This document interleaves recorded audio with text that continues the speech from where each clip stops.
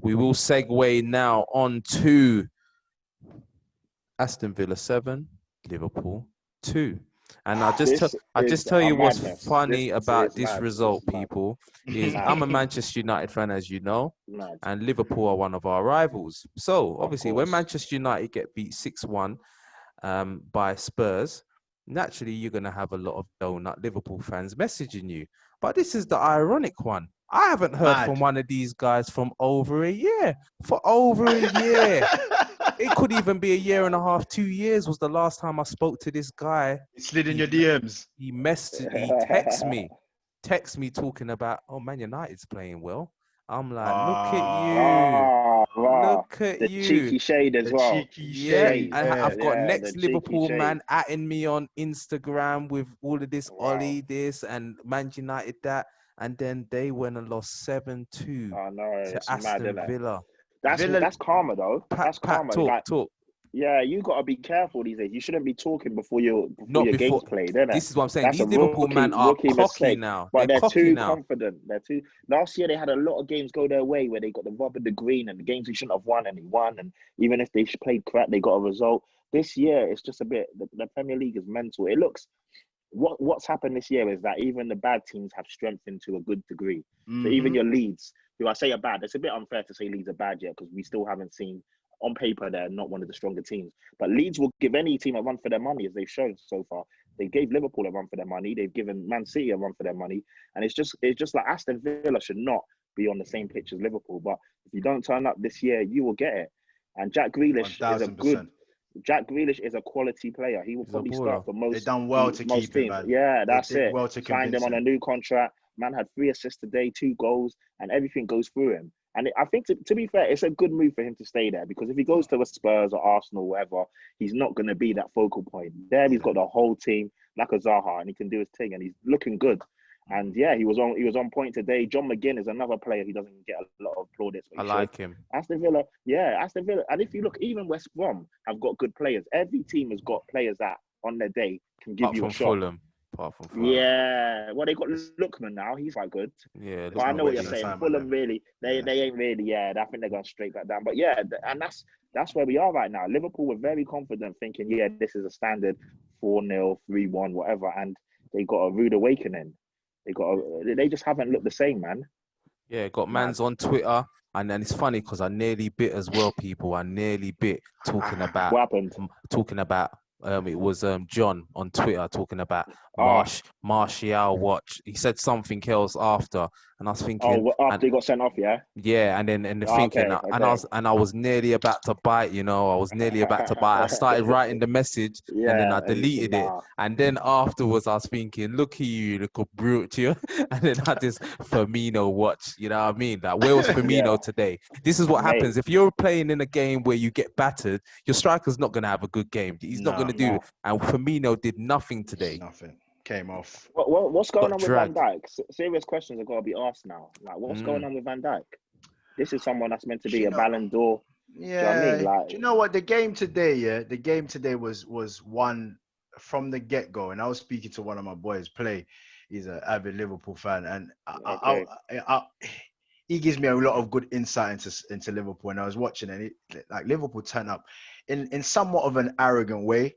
And it's like, just turning up and thinking you're going to be able to wipe the floor with Aston Villa. And then it just, that kind of complacency breeds contempt, innit?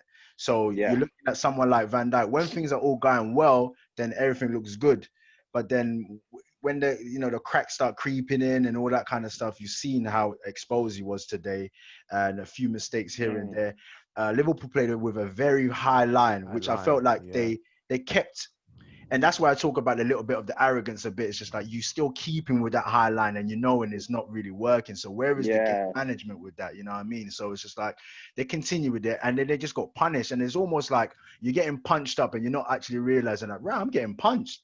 Then another blow comes. I'm getting punched. Then the next thing is you're knocked out because you're thinking to yourself like, this guy can't hurt me. And that's exactly what Villa did today. It's just like blow after blow. They were hurting Liverpool. And I don't know, man. Like, there was another thing that was mentioned from my boy. It's just like in terms of this crowd aspect. And I don't know what your take is on this in terms of, like, say, for example, a team like Liverpool who are very much like an emotive team that gets kind of spurred on by the crowd, and they go with that kind of thing. Do you think like a team like Liverpool is affected by this? That's a really good point, because we've seen their Champions League nights where they're like, yeah, you know, the Anfield and all of this, and it took them all the way. Like when they was it PSG or whoever they played, and they came back. Barcelona 4-0 down. Barcelona, sorry, yeah. I'm not just even just saying at Anfield. They're just in general, like they're a team, like it's all this Gergen press and all that kind of stuff, and they get kind of G'd up by the team. Sometimes it's not so much a tactical thing. I think it's just a high energy that they have from being very emotive like that. So I don't know. There's no science behind it, but do you think a team like that, or teams that are very much, you know, they like that style of play, are affected? What I would say is, look, I've played, and I remember when I've played in cup finals and you've got a crowd watching you, it gives you an extra energy. You know what I'm saying? It gives you an extra boost in your step. It gives you, when you're feeling a little bit tired, you're going to make that run because you get, oh, well done from the crowd. You know what I'm saying? Like, I do believe that we're seeing some of these in different results now because there's no fans there. That's what I said earlier. This home and away thing, you have to take it away. At the moment, you're just playing on a football pitch, and it just, you know what I'm saying? It depended. It's not like small football pitch versus big football pitch. Most of the football pitches in the Premier League are of similar sort of size. So you're just playing on a football pitch. So yes, I do believe that the fan aspect will have an impact on the players. Now, and I'm not saying based on this result though. I'm just like, overall, we've mentioned like Liverpool's kind of decline and stuff like that. No, I think overall it will have an impact, especially at home. But you still don't expect Liverpool are far superior than Aston Villa. Do you know what I'm saying? They're far superior than almost everybody. So you do not expect, like, the reality of the situation. Have we ever seen the champions lose 7-2 to anybody? No, they're the current champions, people. That's a good point. Especially to a team that hung on by the skin of their teeth. It's great. They scraped it. Would you say bad day at the office, or, you know, Villa did their thing? Like a bit of both. I think it's a good mixture of both, because we do tend to do this. Like when Everton beat us first game of the season, a lot of the narrative was Tottenham played bad and this and that. But no, Everton played well as well. Today, you know, Aston Villa played really well. Let's not take that away from them, because it's very easy to just give the good team that like, no, they didn't play well. But Aston Villa were on their job today. Do you know what I mean? You don't score 7 without Barkley's looking good. Job. Yeah, Barkley's. It's a good move for him. Yeah, man. It almost like the Barkley of Everton. Freedom. Yeah, the freedom. Like gliding through. You know, he took on Van Dijk, and Van Dijk took him down, and that was like already was thinking, right, Van Dijk stretching for the ball like that. You know what I mean? It's just. And you know what? That's a really good point, and that goes back to my point about Jack Grealish. If Jack Grealish does move to a bigger team, he kind of could get lost in the system like Barkley did, where, you know, Barkley out of Villa, no disrespect to Villa, he's going to look good and he's able to play. If Grealish goes to a Man United, a Tottenham, Arsenal, he's going to kind of get lost in the sauce like Barkley did. And then but no, for them two to play together, that's a great bit of business by Villa, to be fair. Is there any excuses for Liverpool? Because like because you got Liverpool fans that are saying that whenever they don't have Mane, no Henderson is really usually key for them. No Alisson. But this is what I mean, though. But you still can't lose 7-2 though. So this is my thing on Liverpool. I've been impressed with them so far this season. So I don't want to be reactionary and say it's a decline. I do think it's a bad day at the office. But what I would say is that you should not be having a bad day of the office like that. Your bad day of the office should not be that bad. 2-1. Should be like 2-1. That shouldn't be that bad. 4-1 max. That shouldn't be that bad. And it should have been, my man hit the crossbar. I think it was Watkins again hit the crossbar. I can't remember. It should have been Watkins. 8. Ollie Watkins. I know. Man, 28 million from Brentford, man. Who would have known? We were linked with him for a bit, and I wasn't sure. I've seen him play a few times. So I don't think like the Ollie Watkins should even go to like your top 6 teams. He's done well to go to Villa is his level at the moment. He could just do his thing there. Not a lot of pressure. Do you know what I'm saying? Because there'll be times where his goals are going to be, you know, like when you are a striker of a top team, your goals really count for things. You know what I mean? Where at Villa, he can miss a chance here and there. It's not so bad. Ooh, well done, unlucky. Yeah. But, you know, going to top 16s, they're crucial moments where you need to score goals, and if you miss, it's detrimental to your start. But what a start, man. 3 goals, a hat-trick. Against a good team. Nah, that's a great day. That's a great day for him, man. Yeah. Great day for him. You know what I mean? Again, though, football is... It's very hard, man. As a it's very hard when you're looking at games, man. Because, yes, you want to give Aston Villa their kudos. But, again, we all can see that Liverpool performance today was not a Liverpool performance, innit? Shocking. And I do believe that when you're in certain games, the other team has to play poorly and you have to play to, and that's what's happened today. I think a situation like this with Villa, what we could say about Villa is brilliant result. They're probably not going to get a result like this all season or for nothing. But what is shown them by surviving by the skin of their teeth, and they come into this season and being able to play football, which we've seen in all their games, that, you know, they're actually playing football. They're playing. So they're not gonna well, hopefully they're not gonna put themselves in a position where they're battling relegation. Get into like mid-table situation where you can boost, and that's a boost for them.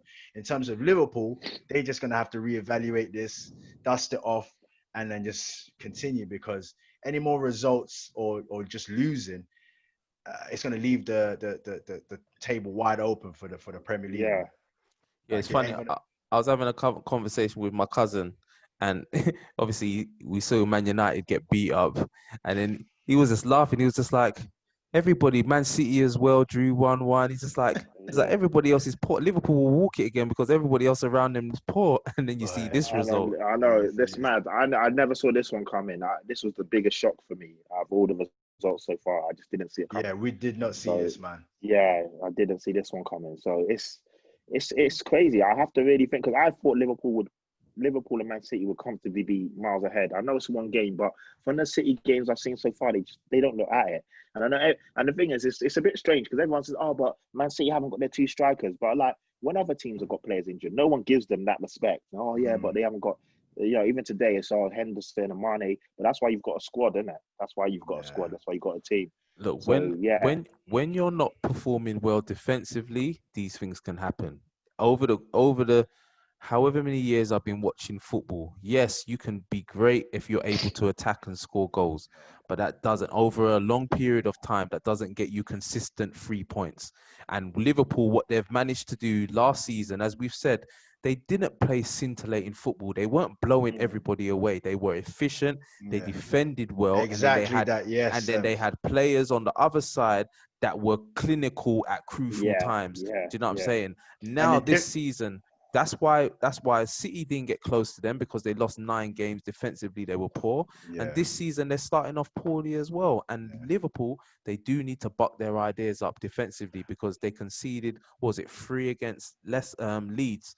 You can't keep conceding so many goals, man. It's going to be very difficult for them to defend this title without, if they act the way they acted today, the way they started, with that arrogance, with that, you know, that kind of regalness of like being champions and stuff like that, it's going to be a big mistake, because there's going to be teams that are going to be looking to take it to get a scalp. And this game itself, it would have opened the doors for people to be like, you know what, we can actually get at Liverpool. Leeds have shown that. Aston Villa have now shown that. Arsenal have shown that in spells and stuff like that, although you know the result wasn't there, but it's shown that Liverpool can get at. And if it's a case where goals are changing their mindset and they're conceding goals due to poor defensive displays, then man. Because if you look at last year, and even when Man City have walked the league, most of the games, if we're being 100% honest, most of those games were won before the game even kicked off. You see the players standing in the tunnel, stand next to it, you can see they're like, fuck. Like a Mike Tyson complex. Yeah, like you already know.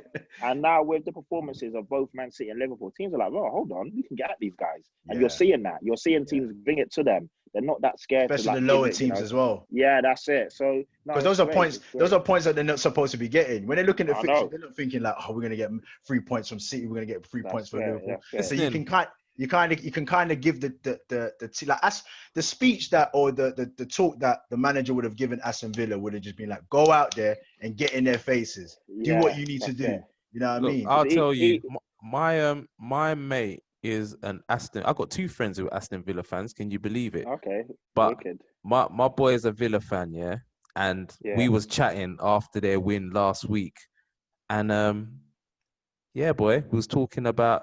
I was like, another 3 points. I was like, yeah, and then was talking about this week, and he's like, boy, I'll be lucky if we get a draw against Yeah, Liverpool. bro. They're Now not I'm going. saying Them they're not ones. going Yeah, there you're Yeah. probably thinking they're gonna. realistic. Yeah. The fans will have that mindset, but the manager Mm. will just basically be like, listen, go Get out on it. there, get on it. Like you got nothing to Yeah. lose situation. Leave a And that's tackle. Let them know you're there. Just and be that's on it, and then exactly we'll what it take it was. from They there. had nothing to lose. They went out there, Mm. they played with a freedom, no jitteriness. The two Yeah. centre backs, Ming and what's his name? Mingzi. Concert. Yeah, Yeah, Consa. looking good together there. Yeah. You got obviously Grealish, and then that signing of Barkley is just going to relieve Grealish to keep doing his thing. That's it. The drives and the runs that Barkley was doing was drawing so many players, man. It's incredible to have that type of player that can really carry the ball and stuff like that. But hey, man, it's Premier League, man, Prem de la Prem. This is what it's all about. Entertainment of the highest level. I said it. The Yeah. Premier League, entertainment of the highest level, man. So let us know what you think, people, in the comments about Liverpool. Is it just a bad day out of the office? Do you think that this is a sign of maybe some things to come? Not to necessarily say they're gonna just capitulate, but do they have some issues that they need to iron out, that they need to sort out? Let us know in the comments. Let's move on to your team, Dash. Arsenal 2, Sheffield United 1. I didn't see the game as I was traveling at the time. Yeah, So, it was a bit of a weird game. I think it was a game where, as we're giving praises to the, I wouldn't say lower teams, because Sheffield United, where did they finish last season? Eighth. Seventh. Yeah. Then they finished up behind you, Pat. Above us. Well, I think they finished. Yeah, No. Wolves finished 7th because we finished so they 6th. must have We finished just picked ninth Wolves. then. They must So have they finished must have ninth. finished 9th. Yeah, they finished 9th because Arsenal were 8th. Arsenal were 8th. You got a team that finished in and around us or whatever, and they made it very difficult. They made it very difficult. We didn't help ourselves because, like, I'm going to be honest, it was a bit of a poor performance. The team looked a bit disjointed a little bit. It looked a bit unbalanced. But we had like some bright moments from Saka, who's had an excellent week for him. Like obviously getting to England, the call up, and then obviously scoring a goal today. And then the changes, obviously Pepe coming on and scoring, that kind of allowed us to play with a little bit more freedom. But we did concede a goal from a Goldrick. But all in all, I think it just highlighted for us, and especially because we're like coming down to the last day of the transfer window, it just highlighted the areas that we need in the team. And I think what I was saying about United in terms of that coming from the board right down to the team, it shows, you know what I mean? I think once we get past the window and the window shuts and we know that this is the team we've got, then it's just a case of, okay, this is the team we've got. We have to run with it. But where there's still element of like, we need to make changes, you can feel that in the team. Creatively, we're lacking. Aubameyang, he needs to be fed. Hopefully, it's a case of if we was able to get a creative player, that then we can play Aubameyang down the middle, and then I can release him. To say, you're saying that he needs to be fed, but he's not playing in the position to be fed. Exactly. He's the one that needs to do the feeding. So that's what I'm saying in terms of like, when you have a team and you want to play a particular way, but you don't have the players, then you have to result in playing a way that's going to be, one, effective, and two, ultimately to get results. Because I even saw how Arteta reacted today. It's like we won 2-1. You could kind of pretty much say that we scraped it, because there were moments like we were under the cosh for the last 5 minutes and plus added time. And then, we get the result 2-1. So for him right now, because he hasn't got the players that he wants, he needs to play the type of football he wants, he has to be in a results business right now. And so Pepe can't play on one wing and Saka play on the other and allow Aubameyang to play up top. I think it's all to do with form as well. I think that not all the players are in form. That's a big part of it as well. We're saying Pepe should be playing, but he's not. I'm just asking. No, I'm just saying. And so he's not exactly pulling up trees. Obviously, we've brought in Willian, who played more like Willian as well. he played more like a 10 today, and obviously he has to find his feet in the Arsenal team, so it's not easy just to come in from Chelsea to Arsenal. So for us right now, it's early stages. It's indifferent. It's up and down. There's times we're looking good, but then there's times where when we get exposed, then it brings out the whole notions of like we need a holding midfield because a midfielder because we got like El Nene playing now. We need a creative player because we're not creating the chances. So as long as the window is open, we're always going to be resulting back to that. The talk on Twitter and in all my groups has been that you was going to get Aouar, who's obviously your creative player, and you was going to get Partey, who's your defensive midfielder. That's been the talk all summer in regards to these are transfer targets. We're going to get them, all this blah blah blah. Now we've got a day to go. How are you feeling? Is it looking likely? Are you going to bring players in? We're not gonna get those players. We're not gonna get those players. That's just my overall feeling, and I think we're for us as Arsenal, and it's been well documented. We've just literally been in a situation where, in order to raise the capital, we need to sell, and we've not been able to sell. Yeah. We've got to get players out to bring players in. We've been negotiating with a while. Like they wanted 60 million originally, then they've brought it down to about 50. We're still offering 38 to 40 million with add-ons to bring it to 45. We're way off the mark, so the negotiations couldn't work out like that. Then the Partey deal is just literally it's a buyout clause. You just have to pay the money, and the situation is like if you don't pay the money, then you don't get the player. Would you feel let down if you don't get these guys in, or do you think you got enough? 100%, and not the fact that to as fans to feel let down. I think the board would have let Arteta down. I think coming off the back of last season and start of the season, so FA Cup, Charity Shield, the spirits are high. We've got the tails up, you know what I mean? So you're thinking to yourself, why not back Arteta? He's proven enough in the 8, 9 months, 10 months. You got Aubameyang to re-sign as well. Aubameyang to re-sign. We've brought in Gabriel. We've brought in Willian. So we brought in like players, and we've kind of brought in some squad players with Cedric and other players and all those kind of Mari. So you're thinking to yourself, all right, go into this season. He's only identified 3 positions, and it's pretty much the spine in it. Like your creative player, your defensive midfielder, and your centre back. And then in midfield, we're lacking. We're just lacking for that. And so, I'm looking at the game now. We've got 3 points, fist pump and all that, because at the end of the day, the board looks 9 points that we've got. Decent. So the board looks good, but then the overriding feeling is the fact that we've just not added to the squad, and we're pretty much going into the season with the same team that finished 8th. So when you think that way, a new manager now, the water boy for the whole season. You know what I mean? We've got but for you to even make that point, that's the silver lining to it. It's just like we're hopeful. We didn't want to be in a position where we're hoping. We wanted to be in a position where it's just like he's got the players, you've backed him. Let's see what Arteta can really do.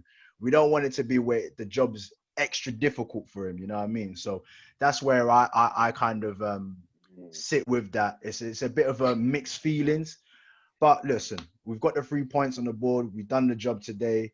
I'm smiling a little bit, but I'm still just obviously waiting to see what Monday holds for us. Can we get something at the back? And then just the last point is just like, because we've left it so late and we don't get our targets, because I'm all about getting your targets. If you get your targets that you've wanted, then like those are the players that you want. That's it. In case you don't get your targets, and then we go into the last day of the transfer window, and we end up getting that panic. It's a panic buy. I don't care if you're trying to say, oh, that's your second target, or just something that you've been working in the woodworks. If you don't get your targets, you failed. And if you get anything else, it's a panic buy. We've been there before. We panic buy, bought Arteta that time when we got brushed 8-2 by United. Saka, we did all of that kind of stuff. And those were panic buys, you know what I mean? Because you've left it to the last season. You're not being active, you're being reactive. In a situation, we know that we need a creative player. We know that we need a defensive midfielder. Someone like El Neni was not even in the reckoning of the squad. I know, it's mad that he's come back. He's played well. Like, he's actually looked good, to be honest. I can't. Those are players that we all know, man. We support top teams. Those are players that are in your squad that come they're in, not. and They're not. and even El Nene himself would be happy just to sit bench and stuff like that. You know what I 100%. mean? He So thought he was we out the need door, man. He thought he was gone. mainstays. We need guys that are really going to make an impact. And I think this is actually my last point. I think in terms of the way Arsenal are dealing with the transfer windows and the money that we are not getting from our owner, I think we just have to be patient. It is going to be a window for window type of things. Maybe it is a situation where we just get one player here, then one player there, because I can't see us doing like the 2 signings or 3 signings and getting those players where you go into the season, you'd be like, okay, we're ready to go. I think it's just going to be a case where we've brought in Gabriel right now. Maybe January we might be able to get something. Then summer we get something. Then we'll collectively see where we go from there. Cool. Anything you want to add to that, Swaggy Daniels? No, not really. I mean, I thought, like, to be fair, there was a lot of talk after Arsenal, won the FA Cup and then won the Charity Shield. There's a lot of, but not for, to be fair, not from Dash, from other fans. There's like, yeah, we're definitely gonna get Awar, we're definitely gonna get Partey, bro. We're Arsenal, we can get these guys. We've got money, and slowly but surely, people were posting tweets from in the know accounts on Twitter verifying that these deals are definitely gonna happen and all of this and all of that.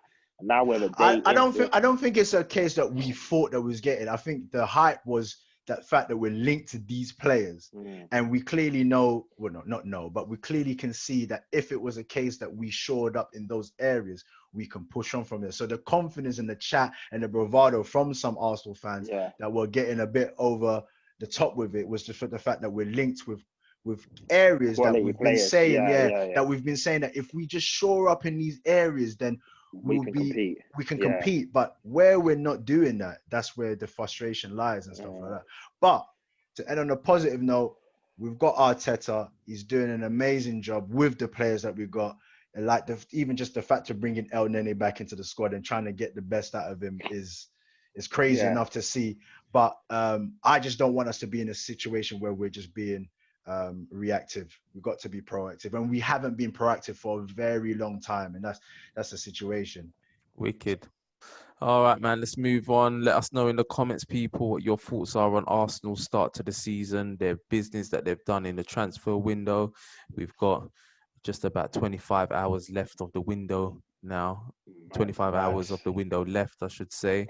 So, yeah, do you think, well, by the time you watch this, actually, window will be window done. So, yeah, let us know what your thoughts are on Arsenal's business and where Arsenal can go. Because, 9 points at the moment. I personally, from what I've seen of Arsenal, wouldn't say that they're playing magnificently well.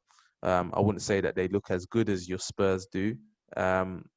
But they've managed to get 9 points on the board, and it's a results business. The results business that we're in at the moment. That's what I was saying. The way Arteta reacted, I think you can see with Arteta, it is at the moment just based on getting results and then trying to work with. No easy games in the Premier League, man. So you get 3 points. Then that's you, man. You move on to the next after that. You know what I mean? So if we was to move on to Leeds and Man City drawing 1-1. I Master really enjoyed that until today. That was like the game one of the games of the season for me. It's like a basketball game, man. It was wicked to watch, man. And Leeds going toe to toe with Man City. They at one point for like 25 minutes they had like 60% possession. They were controlling the football, and this is why, I'm not going to talk about Oli, but this is why when you do talk about managers that clearly are good coaches, you see the way their teams play football, and you can see the way Leeds play. And they're coached by a quality coach. I think the last time when I was here and I was saying, if you remember, I was saying that I feared for Leeds. And it was only on the basis in comparison to Norwich, because Norwich came. Norwich played good ball as well. As we saw, you know what I'm saying? So I just hope, I'm still hoping that it's not a situation where as the season draws on and they will need to then graft, then they don't have that in them because they've relied so much on their footballing ability, whatever. But in saying that, I think it is a lot different to Norwich, because you can see that Leeds they've got something about them. They're a better team. They're a better team. A much better Norwich team. were. And it's not a case where I think with Norwich we saw them play, but it was But we probably saw them burn out, innit? yeah, we Pookie saw them burn out. But I after like think 3 or 4 I games. think it was the City game which was more highlighted to the fact that they played good football. They didn't have a number of games where you thought to yourself like, "Right, their philosophy is this, and this is what they did." It was mainly Pookie scoring the goals and then getting the ball to Pookie, him scoring and them winning like that. But in Leeds, you can see a load of players balling, like all of them, like they're really on job. And I'm so happy to see Leeds back in the Premier League, man, because for me, they're one of my, when we're talking about nostalgic kind of like teams and stuff like that, you know, from your Mark Vidukas to your Harry Hasselbank, Kewells. Harry Kewells and Tony Yeboah. Tony Yeboah's like, so Yeah, you've got to have these teams like Leeds, you've got to have teams like Aston Villa in the Premier League. This is what it's all about. So yeah, man, good on them, man. Amazing game, man. Amazing game. And you can see just the respect that that Pep Guardiola, there's not many managers that he's gonna really be in awe of. Mate, and Bielsa's Bielsa the man right here. I have to give them credit. I didn't expect Leeds to play this brand of football. I can't lie. I know, it's been well documented, then coming back up, and they've taken the championship by storm over the last 2 years. They were unlucky the year before last, but I didn't think they could do it in the Premier League. We played them in the FA Cup one time. Yes, it was last year. Yeah, they gave you trouble. They gave us trouble, man. They gave us trouble. I see. And it just reminded me of that, because I think to myself, like, when we play them, we're gonna be in the same type of trouble. It's not like a Leeds just because they've come up from the championship that we can just they them look over, good, man. but they can play, man. And if Patrick Bamford was a bit more clinical, because I even was saying, I was like, he's disgracing my name, innit? Because he missed a few, he missed a few chances, man. He had some, I wouldn't say they were sitters, but he could have done better. Do you know what I mean? But credit to them, they kept going. And even Patrick Bamford, he didn't shy away. He was still stepping up to take those chances. Do you know what I mean? So, I like them. I like them. I'm not sure if they'll survive, if I'm being honest. I don't know if they've got enough to survive the season, but I do think they're going to give the Premier League a lot of entertainment, a lot of entertaining games.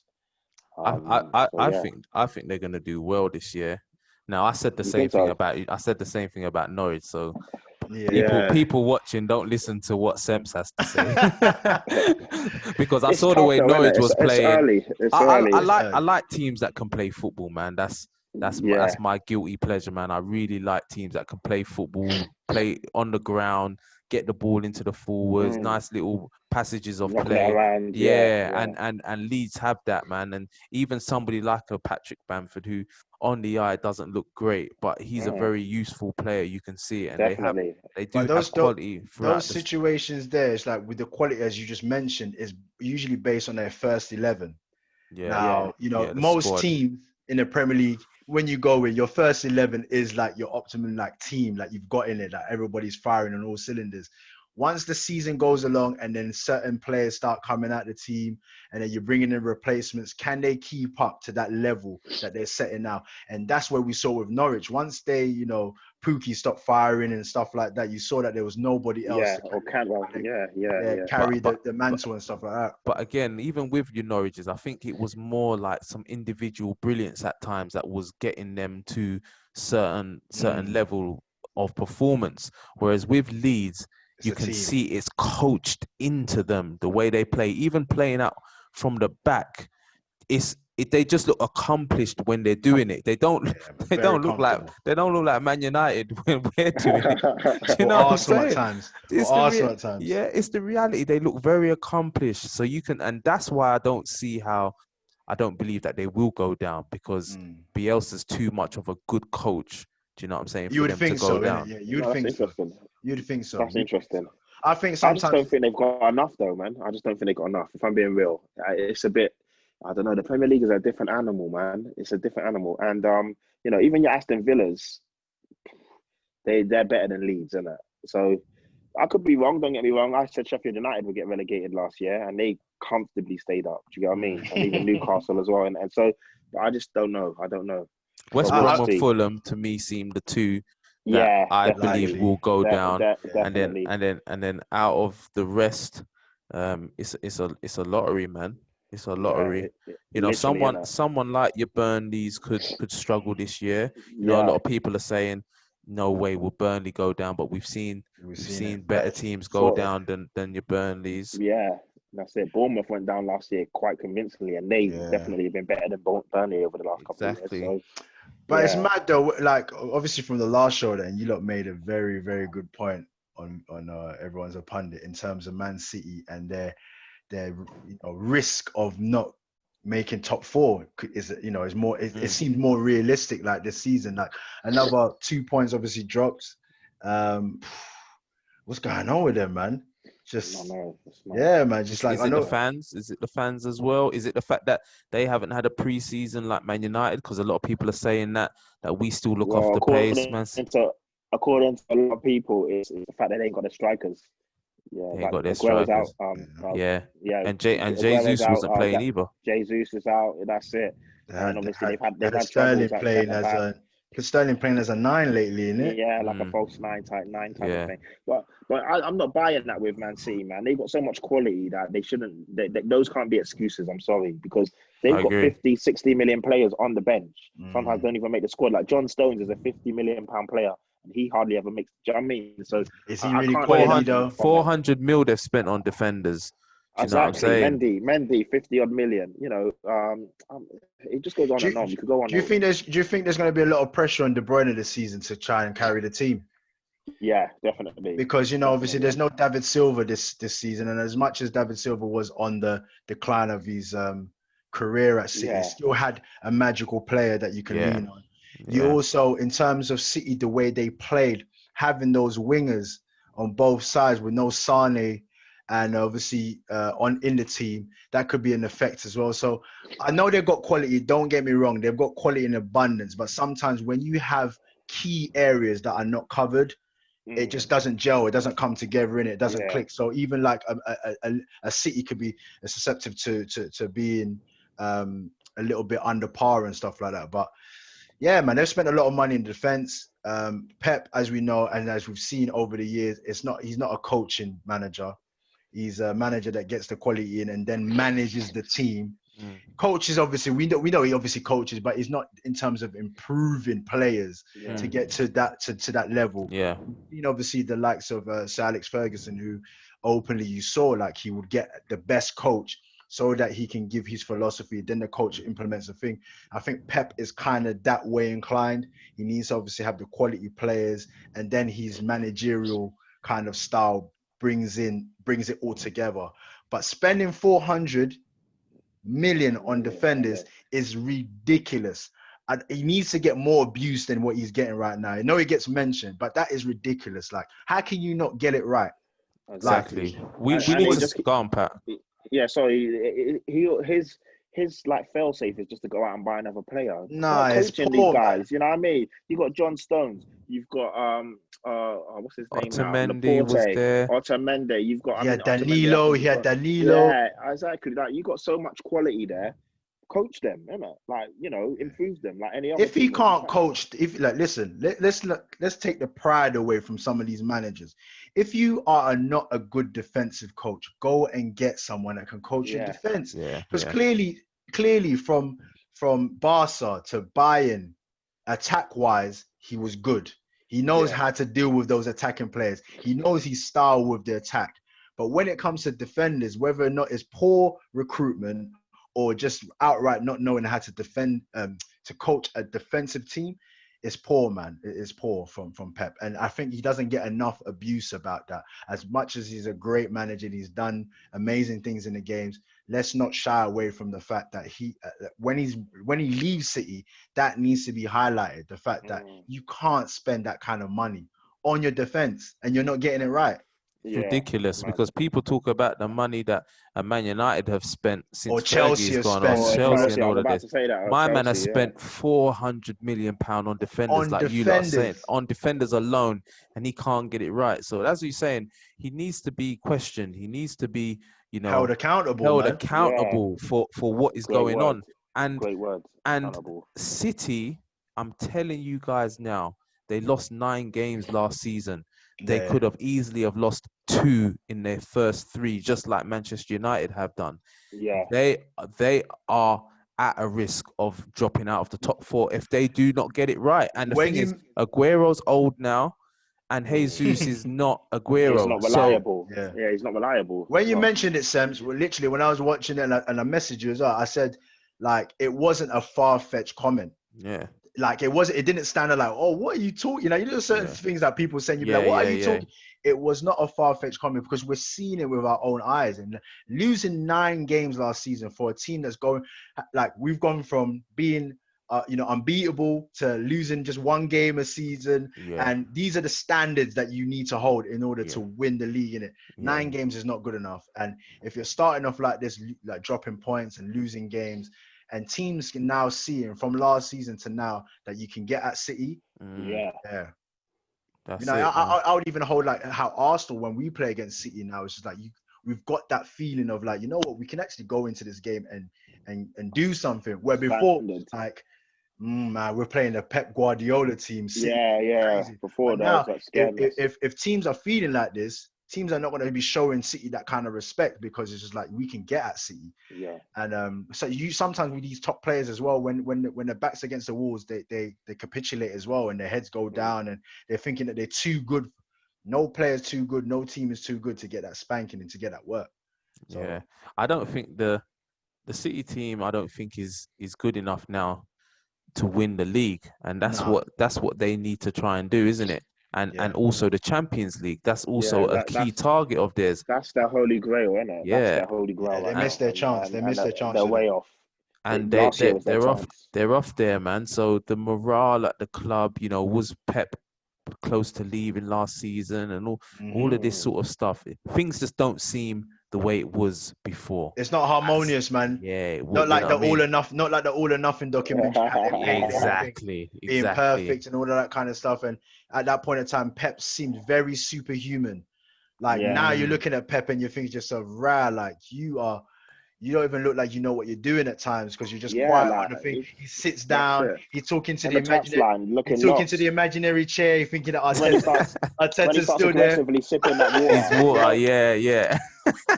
El Jefe's not there no more, boy. He ain't When you there see no him do more. that, you know it's curtain. The way Yeah, man. he's so aggressive with that water bottle.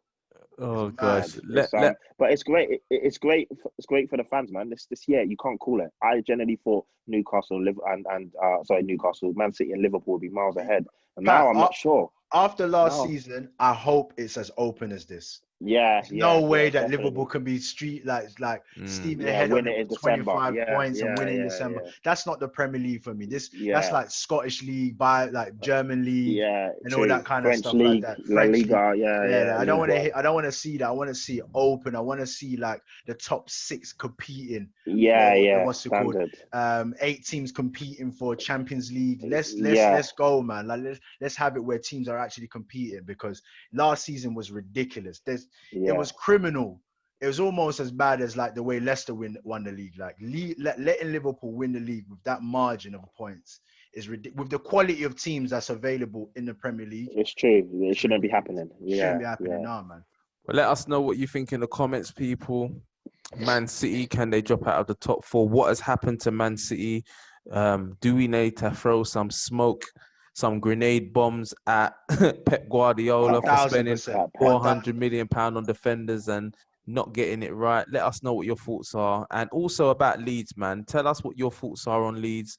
Pat doesn't know whether he believes they will stay up.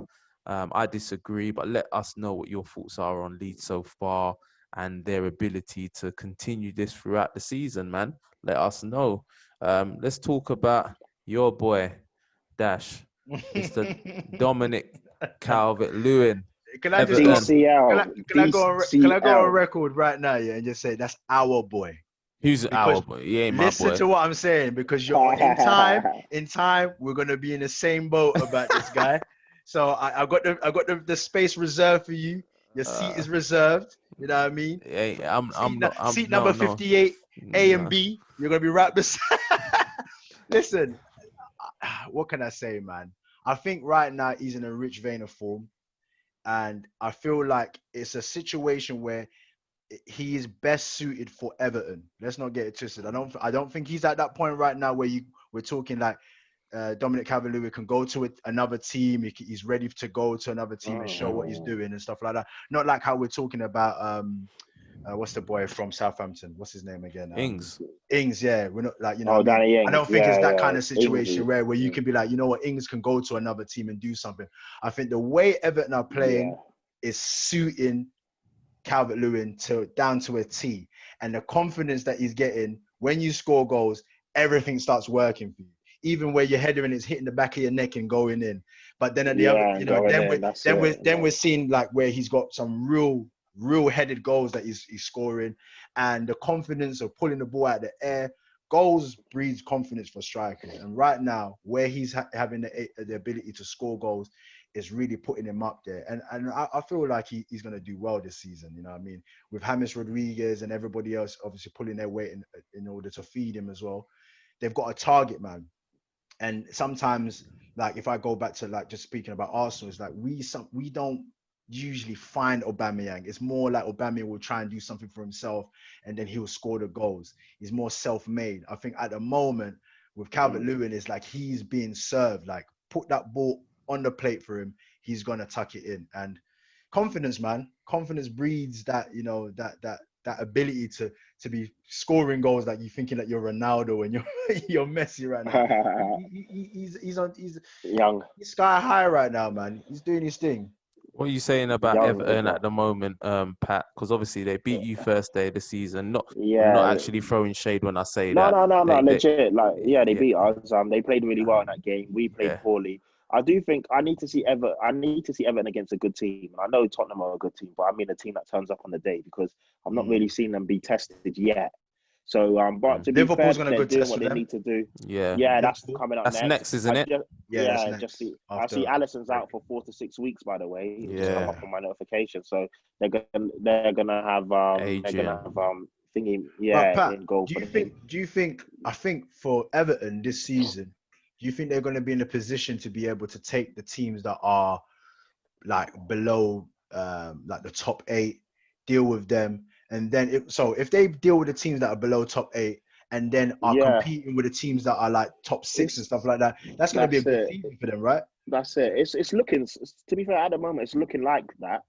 We need to see them. With Everton, I'm always a bit apprehensive because me and Semps has gone back and forth about this millions of times. We call them the great pretenders. Yeah. They always fly out to the sea. Every year we talk about them in this form and we say, they're looking good or because Everton always strengthen. They always bring in quality. So it's not a thing where it's like this is out of the ordinary. Obviously, the players they brought in this year are a level above, of course. Yeah, I think the difference is right now is that they're actually playing good football. Yeah, I think before it was like they've been capable of buying players, spending 100 million there and bringing in players like Sigurdsson for 50 million and all of that kind of stuff. But then they're not playing the football. I think at the moment they look like they're playing. Ancelotti's got them playing. They've got a good 11. Their subs and their bench is decent. That's the only thing that I worry about. Moise Keane has gone to PSG, by the way, on loan. Yeah, so that's quite no way. I know it wasn't really. Yeah, he's gone on loan. So that's a bit of a weird. So who's they got to come off the bench for Calvert-Lewin if Calvert-Lewin ain't? I don't know what the bench is right now. Because it was Keane. It was Keane that was next. I have to check that out. Yeah, I'm really surprised they let him go, man. I'm gonna check that out now. But I do think that Everton should be able to dispatch the teams below them, and if they do, then it will make things very interesting. It looks like that, but I still hold reserve judgment, or I'm still got my reservations about them. On the bench they had today was a young buck called Anthony Gordon. I have no idea who that guy is. Okay, and then they had Bernard. So that was the two forwards they had. They had Bernard and they had Anthony. Bernard's not a forward though. Yeah, he's more of a winger. He's more of like a Theo Walcott, Alex Iwobi. These are kind of winger forwards. So their bench. This is what I'm saying. Like if the injuries come into it, then your first 11. Yeah, they must be bringing somebody in, another striker in. Surely they will need to. Yeah, if they've let go of Moise Keane. Yeah. That's surprised me. That forwards: Richarlison, DCL, Theo Walcott, Senk Tosin is still on their books allegedly. Right. Alex Iwobi, Bernard, Anthony Gordon, as you said, Moise Keane, but he's gone. Sandro Ramirez, no, he can't be still there. They're saying Sandro's still, and Yannick Bolasie. Jesus Christ. Yeah, Bolassie's still there. They're still on the books. Yeah, they're still on the books. Bolassie's still there. Right, no, they ain't got no striker unless this Anthony Gordon guy is a young buck, and he's looking good, you know, from the under-21s or whatever. But yeah, maybe they'll do some business tomorrow because Moise Kean is an out-and-out striker, and they've let him go. You'd think so. You'd think so if they let him go, that they'll bring him in. It'll be a bit of a no-brainer, innit? But that's it. So look, man, can't get excited, overly excited. That's it. In the first so far, so few good. games, so far, so good. I like the way Everton are playing. They're playing with a bit of expansiveness to them. And the non, what's it? What did you call him? The no brand. James Rodriguez. Name brand player that ain't brand name brand. Yeah, he's looking like he's doing all right, man. Yeah, he's settled well. But let me just say something. Yeah, this is about football fans. Football fans, as we know, are reactionary, and I've been reactionary as well. I'm not going to say that I'm not a part of this, but football fans love to prove themselves right and prove other people wrong. Because I got people messaging me talking about James Rodriguez. Wow, what a player! I'm like, he didn't do. I watched the game. He didn't do anything spectacular. Man got two back post tap-ins, and he did a good free kick for Mina. He didn't do nothing extraordinary. Do you know what I mean? You hit the nail on the head when you said that he settled in well. Yeah, he settled. I think that is the key thing for James Rodriguez. Imagine he didn't play for about almost a year. Yeah, I mean. And then obviously coming into the Premier League, the first thing is like, can you acclimatize? Can you settle? And is he still that guy? That was a big question. Guy. Yeah, he's by far not doing anything amazing, but he's obviously integral to an Everton team, doing bits for Everton. Yeah, and he settled in well. I hear that. Just don't message me saying, "Wow, what a player!" You know what I'm saying? He didn't do anything. Wow, he got 2 goals and an assist, but they were 2 back post tap-ins. That's what I'm just saying. I'm not knocking him because he has settled in nicely. He's looking well accomplished. He's looking. It's a sensible analysis of what he's done so far. He's settled in. That's the key, man. He settled in because it is difficult to come to the Premier League, and I think he's come at the Premier League pretty much at the right time. No fans, no nothing like that. So it's a bit of a relaxed atmosphere. You can kind of do what you're doing. Yeah. You know what I mean? You ain't got people moaning and groaning if you made a mistake and what a waste of money, all that kind of stuff there. So it's the perfect opportunity to come to the Premier League. And let's also remember, he's playing in a team at the moment that as a team they're playing well, and they're like full points, maximum points now, 12. Do you know what I'm saying? Now, don't get me wrong. He's been integral in that, but let's wait and see what he's able to do when they have their patch of results where that's not going their way. When he's actually needed, when the team's actually looking at James Rodriguez and thinking, you need to drag us out of this and stuff like that. That's Christmas period coming up. That's what's going to be key because obviously he's the creative guy, and he looks like he's making Everton tick. But at the same time, with that Allen signing, that was a good signing, man. See, he's injured now, though, right? How long is he out for? Yeah, he's injured. I don't know how long he's out for, but he's definitely injured. Decore as well. Decore is a big signing. Look, they've got their first 11 is decent as well. Their first 11 is decent, and now also what does worry me? You know, I was speaking to one of my mates who's a Spurs fan, and he was saying, at the moment, Everton are, again, just in their purple patch. They're going to burn out. But I said to him, but when do we then have to take into consideration that they've got Carlo Ancelotti? That's maybe the difference between all the other times when we've called them pretenders. Yeah. Now they have a world-class proven manager. Now that might be the difference. That might be where they then kick on. If they do a Chelsea and gather these points from early and put the points on the board, I think this is what the season is what's going to be about. Can you get those points on the board from early and then work your way in? Because if you start off in a bit of on the back foot, that's just going to make it hard. But like Everton right now, getting the points that they need, they're in a great position, innit? And they just got to push on from there. And like you said, with the manager like Ancelotti, that could be the difference. That could, a lot of people were saying that Ancelotti's come there, it's just for a payday, he's washed up. But clearly you can see in the time span that he's had, he's changed Everton's like philosophy, the way they're playing. You know what I mean? You would never have identified anything with Everton in terms of their philosophy. Like Everton, Liverpool, you can see clearly one team in Liverpool have got a philosophy. They've got a game about them. Everton are just Everton, innit? At the moment now, we're seeing that Everton are actually got a game plan. They're actually going into games and doing what they need to do. And I think that they've done well to put Richarlison back on the wing, is a lot more creative out there, and there's not much of a distraction of him trying to get goals and stuff like that. Very dry. He's not good. He's not good enough to get you he's X amount of goals a season because he will miss chances. But out on the wing, he's a nuisance. Yeah, he's a nuisance. He can create. He does work hard as well. So definitely better for him out there. Yeah. Then you got the likes of like if he was on his game against us. I was going to say if he was on his game against us. If he was on his game, if he had his shooting boots against us, we would have got battered in that game. He had a lot of good chances. He should have definitely at least put the ball on target. I mean, tested Lloris and he didn't. And obviously I think they beat us 1-0 in the end. But they should have beat us a lot more than that off the strength of the game and their chances. But sorry, go ahead. I was just going to say, I was just going to highlight the fact that confidence, obviously, you know what I mean? It shows you like the players like Iwobi's that can come off the bench and then you look at they seemingly like looking like they can do bits. That's all from confidence, you know what I mean? That breeds a different level of performance in these players. But we just got to see how long this is going to last for them. But they're looking good, man. They're looking good. Yeah. Wicked. So far, so good for them. So good. So that's Everton, people. Let us know what your thoughts are. I've got £100 bet with Torch. I know. Will not finish top 4. Wow. It's looking a little bit booky right now. Looking a little, they're top of the league now. So, boy, let us know what your thoughts are. Can Everton finish top 4? I can't see them. I can't see them getting top 4. And continuing it. And everything. I don't even think they get top 6. Yeah, I don't think they get top 6. No, you think they can't replace Leicester? You think they can't replace Leicester? No, I think they do very well if they finish 8th. Very, very well. That's the reality of it.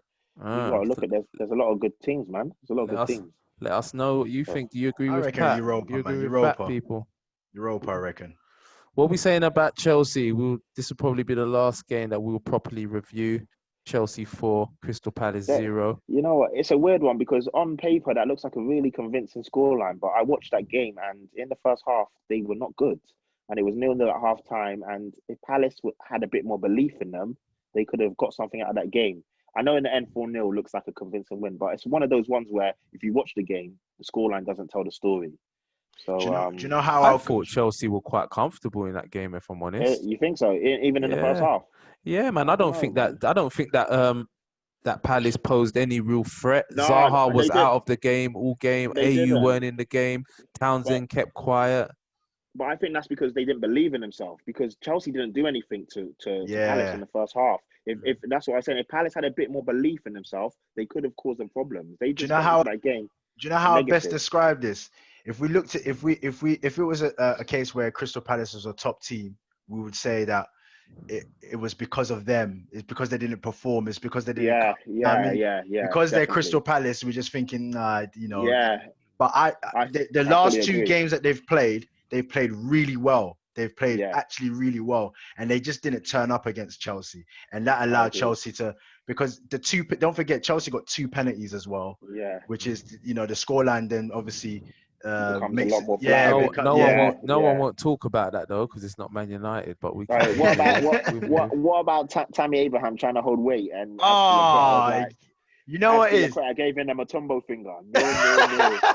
You know what that situation is, and I've been there. When you need a goal, he wants to just get off the mark in it, and he's not scored, and that's going on from last season as well. He's been struggling, so he wants to get that penalty where you get that goal you gets you off the mark, and then you try and springboard off that. But I don't understand that. I don't get these sympathy ones, man, because Rashford did it last season towards the end. On that run, Bruno's our penalty taker, and there was one game where Rashford took it and he scored. I'm just like, why are you taking the penalty? You're not our penalty taker.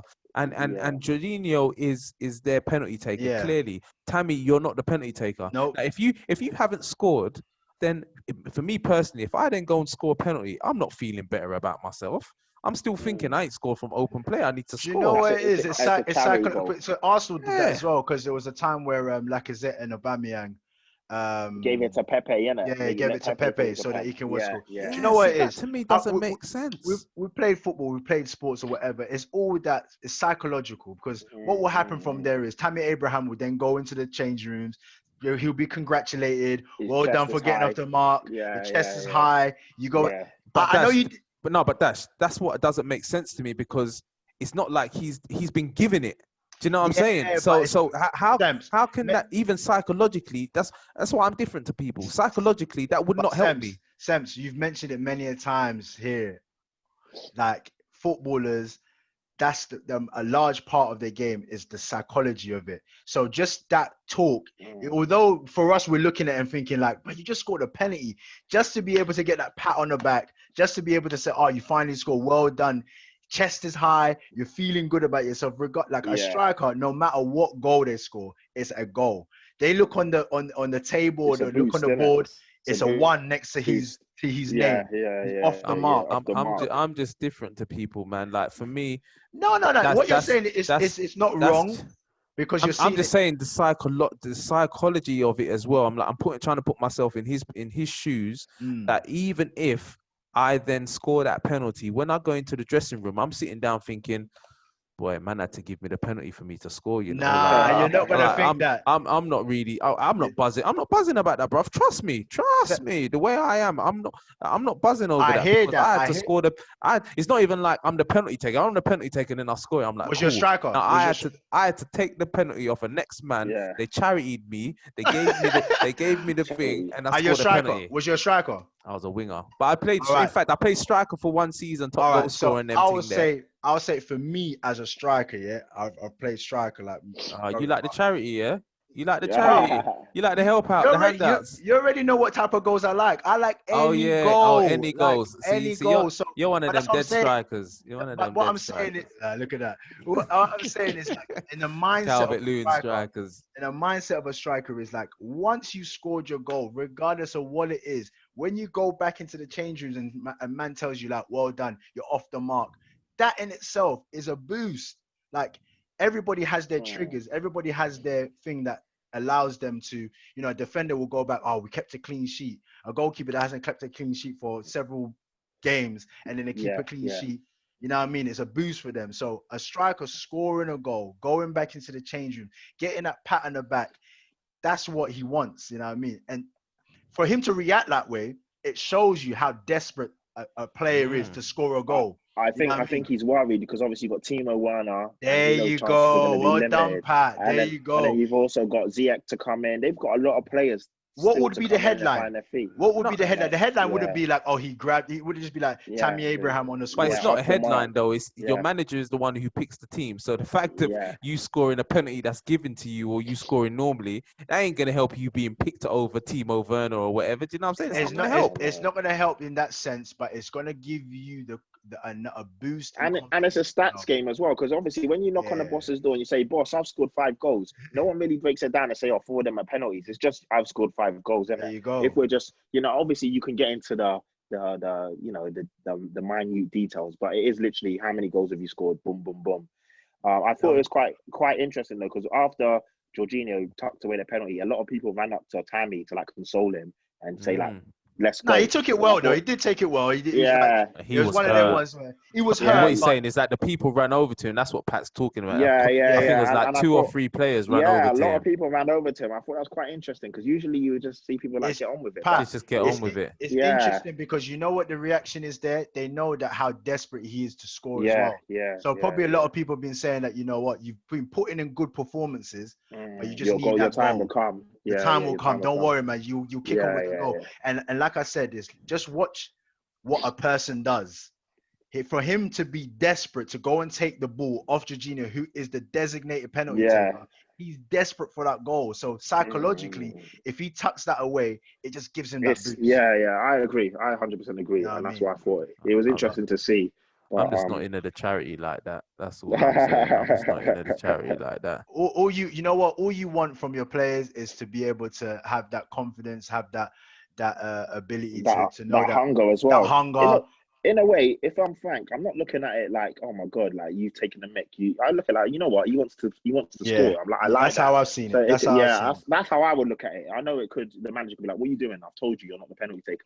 But the other way could be like, you know what, cool. I like the fact that you're hungry to get goals. And so it's not it the can go first both time we've ways. seen it. It's not the first time we've seen it. So it just shows you like where players are hungry to get that goal, where they want to get off the monkey. They want to get that monkey off their back in it. So they're just like, yeah. You don't want to go into the change room 5 games in and you ain't scored yet. No, but bro, you ain't even scored this season. Yeah. But if he gets that one goal, so basically all that means is that penalties or not, they're all the same. They all matter. Then obviously we know they all matter. I know that, but I mean, like what we're saying then is that whether it's a penalty or whether it's any, it doesn't matter then. Ask Bruno. It doesn't, because even look at Vardy, man of the match. He scored 2 penalties. You know, he got a hat trick, but 2 of them were pens. Doesn't matter. It's a tricky one. It's a hard one to answer.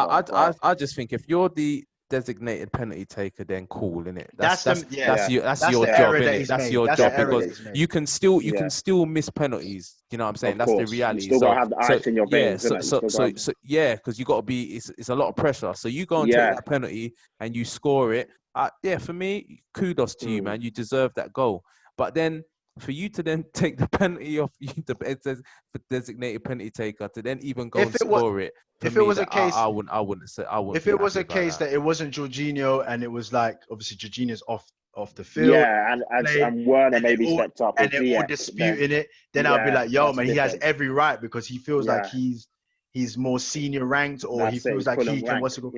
But if the fact that he tried to go to Jorginho, that's like someone trying to go and take the ball off Bruno Fernandes. Yo, my guy, step aside, like, man. Yeah, what are you doing? That son trying to take the ball of Harry Kane. Like, what? Like what? Like, I mean, it would have worked. Because it will be up to Harry Kane to have given it would be up to Harry Kane to have given Son the penalty. Yeah, it's different, rather than him. Son, that's it. If Son's on a hat trick and Kane's like, you know what, take it, innit? You deserve a hat trick today. But if his Son just went and picked up the ball and be like, I want to finish my hat trick, you'd be like, yo, slow your roll, man. Yeah. Give me that. It depends. So what do you lot think then? This close off then on Chelsea's performance-wise. They've still got Ziyech to come into the team. I believe Pulisic was on the bench. I can't remember if he came off. Yeah, Pulisic came on for about 20 minutes. He came on for about 20 minutes. So what are we saying then? Because for me, I was listening to another football show, D&D Footy Factory, wicked little football show, and they was talking, and I remember, man, shout out to them man there. I remember saying on here that Chelsea, Ibrahimovic hasn't spent all that money to just come third, man, or they'll come top 4. They're trying to win the league. The pressure is on Frank Lampard. If they don't put in the performances sooner or later, he's going to be under the firing line. And I think it's too early to say. Like I said, the scoreline was really convincing. But if you watch the game, it wasn't a great game. But then the other argument is, if you don't play that well and you score 4 goals, it's a good performance. So we have to see. I think it's going to be hard to bed in so many players, though. That's the problem I think they've got. What did kids say? He said that Frank Lampard's just got pure vibes, no tactics. Yeah. That's I was busting out. Our boy kids said, all they're doing is playing a vibe. Because Sunday League. Sunday League, where you just turn up, just bare vibes, exactly. Man. Them just come and turn up, just ballers. And obviously the talent just gets you through. That's what certain mans are saying about United. So it's a Twitter thing that no tactics, just vibes. It's a Twitter. Pure vibes. No. I like that. That was funny. And that's what it kind of looks like at the moment. They need to find their feet. They need to realize what they're doing. Even Werner. Is Werner going to play on the wing and cut in all the time? Was he going to play as their focal point? Because when Ziyech comes in and Pulisic, you ain't going to have... you can't play Tammy and Werner. So there's a lot of... probably play up there. Yeah, that's it. So, and even... They've got to fit in Havertz, Ziyech. They've got to do Werner. They've got Pulisic to come. You know, he's bought players. He's bought the talent. I know. Are they players that are really fitting within a system? What system is he playing? Yeah, when he bought all these players, what was the system? Because I don't really see. I just think, like, even Chilwell. Yes, you've got ballers, but what was you actually? It's a bit weird, isn't it? No, Chilwell does look good, but it's just a bit weird, and it's like, what system are you actually implementing, or are you just going out and buying players like doing a City? But with what I will say is it's going to be interesting to see what happens, because even their centre back pairing, Rudiger is arguably their best centre back. And he's not even in the squad at the moment. So it's, there's one day left. There's a lot It's of like they rumors were that he trying to wants to sell leave. him. It's like they're trying to Yeah, sell yeah, him. yeah. So he's been even linked with us, which I'm like, what? Like, where's that come from? So, yeah, this I Uncle don't know if Silver's Thiago looking can do old it. in the Premier League right now. Yeah, I know. That's what I'm saying. So it's gonna be interesting, man. Man was screaming and shouting, "Oh yes, he's experienced. He's experienced, bruv. He's looking old, bruv." And he's not. Listen, it's early doors, but he's not looking like he's gonna cut the mustard, man. You can't come. You can't come into the Premier. This ain't no retirement place. This ain't not the MLS. You can't come to the Premier League. Yeah, 36 the Premier years League is old. unforgiven. 36, No way. Every week No you got way. players. I mean, you got Townsend and Zaha this week. Next week you're gonna have, do you know what I mean, Mikel Antonio and someone else. Yeah, Then you got Son and Lucas Moura. Then you got Aubameyang, Pepe, and Saka. Every week you are West on Ham your are looking toes. good as well at the moment. Yeah. West Ham are doing their job as well, man. So the Premier League is a bit crazy this year. There's a lot of good teams, and even if there's not good teams, there's players that are playing above their station. So it's gonna be, One thing I would say before we wrap up, teams at the moment, some we think are playing above their station. Some players are putting in. It is 3-4 games in. That is the only. Yeah. We do this all the time, though. We do this all the time. But we've got to react to what we got to react to. That's the situation. Exactly. So we can only go off. we only can go by what we see. see. So we're gonna have to react. We ain't got no crystal ball. We don't know what's gonna happen. But we go with what we see. So we can all be, we can all be wrong. Yeah, we can speculate, but we can be wrong at the end of the day. We have to see, like what Pat says, see where we are after 10 games. You know what I'm saying? Man United could go on the next run, or Man United could lose the next few, and then Ollie we just don't know what's going to happen. We don't know what's around the corner, but that's the beauty of football, man. That's the beauty of it. Man. But every week has been, you know what? Every week I keep watching, and I was saying on my show, every week, man, the Premier League is like, it's like watching an episode on Netflix or whatever, man. You just glued in. Like this week, we're seeing 7-2s, we're seeing 6-1s, we're seeing 4. Oh, 6-1s, 5-2s. Yeah, man. Yeah, it's mad. You can't get this in any other league, man. Where top teams all playing, like, we're looking at other leagues and you see like predominantly it's the top the top Bayerns, the PSG, the Barças, are beating the teams below, but this one anybody can get it. Anyone can get it. Boys, American, Mexican, Dominican, Jamaican. Shout out to where can they find you, Pat? Yeah, Patrick Tyrant on Twitter. Follow me, add me up, message me, get into it with me. I love it.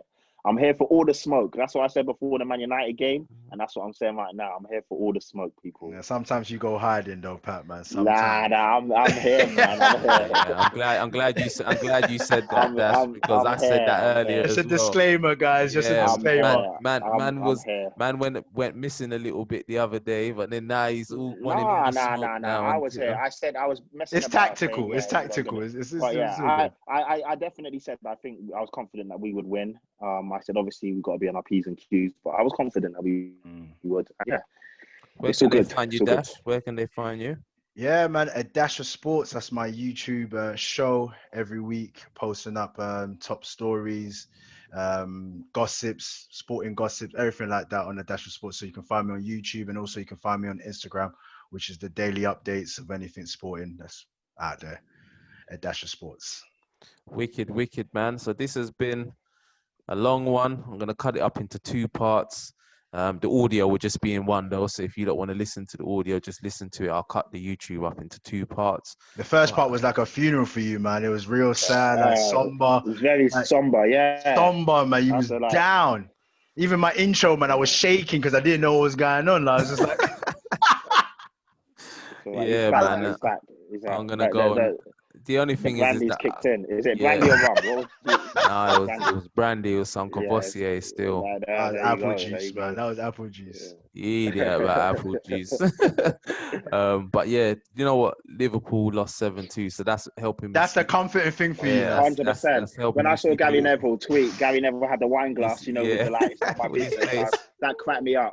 Because I was like, obviously, you lot got it. And then for them to then lose like that. And upstage us, we lost 6-1. How can you upstage us when we lose 6-1?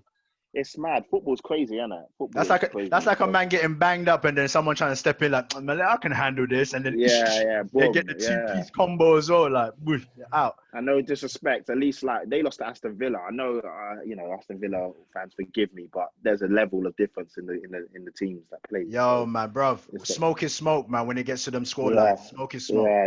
It's mad. It's mad. All right then, boys. Thank you very much for joining me as always. Appreciate it, bro. Semps as well. I'm your pundit. These are my pundits. Everyone's a pundit.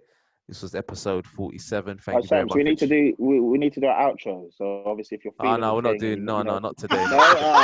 Not today. The energy's not there. We'll see you lot later, man. Until next week. Peace. I've got the charger. See you later.